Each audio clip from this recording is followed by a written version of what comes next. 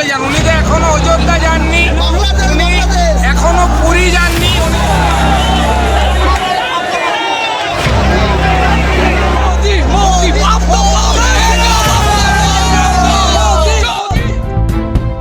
নমস্কার, আপনারা দেখছেন voice of Bankura, presented by J3S institute, বাঁকুড়ার অন্যতম নির্ভরযোগ্য স্পোকেন ইংলিশ একাডেমি। পশ্চিমবঙ্গে আজ কি পাল্টে যাচ্ছে রাজনীতির ছবি? সকালে সূর্য ওঠার সঙ্গে সঙ্গে শুরু ভোট গণনা, আর তার মধ্যেই কোথাও উল্লাস, কোথাও চাপা টেনশন। কে এগিয়ে? বাঁকুড়ায় ভোট গণনার কি চিত্র সামনে আসছে আমরা দেখে নেব এই প্রতিবেদনে। আজ সকাল থেকেই পশ্চিমবঙ্গ জুড়ে শুরু হয়েছে ভোট গণনা। বাঁকুড়া ইউনিভার্সিটিতেও কড়া নিরাপত্তার মধ্যে চলছে গণনার কাজ। গণনা কেন্দ্রের বাইরে সকাল থেকে ভিড় জমিয়েছেন বিভিন্ন রাজনৈতিক দলের কর্মী সমর্থকরা। বিজেপি, তৃণমূল সহ অন্যান্য দলের উপস্থিতিতে গোটা এলাকা কার্যত উত্তপ্ত।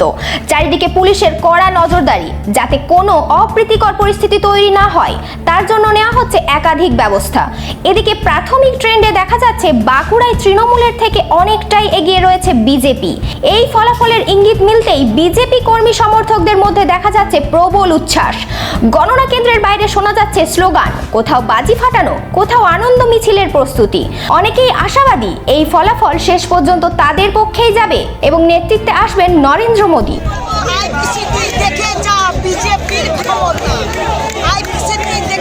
বিজেপির ক্ষমতা, কারণ উনি এতদিন চ্যালেঞ্জ করে গেছিলেন, নিজের জায়গায় হারছেন, ভবানীপুর নিজের জায়গায় হারছেন। এইটাই আমি বার্তা দেবো। আপনি এবারে যতদিন বাঁচবেন ততদিন আপনি একটু ভালোভাবে বাঁচুন, মানুষের জন্য কিছু করুন। এতদিন মানুষের জন্য কিছু করেননি, মহিলাদের জন্য কিছু করেননি। যদি শেষ জীবনটা কিছু করতে পারেন আশা রাখবো।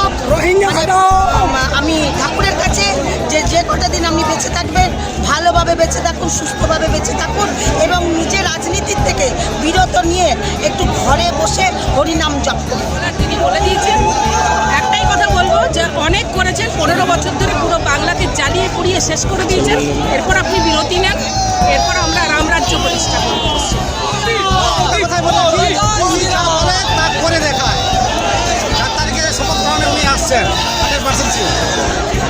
মোদি মোদি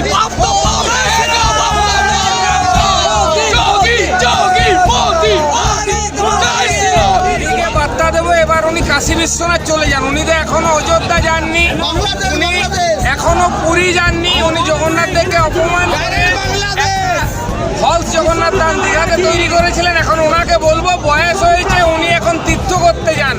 প্রথম উনি অযোধ্যা দিয়ে শুরু করুন, রাম রাজ্য দিয়ে, রামের।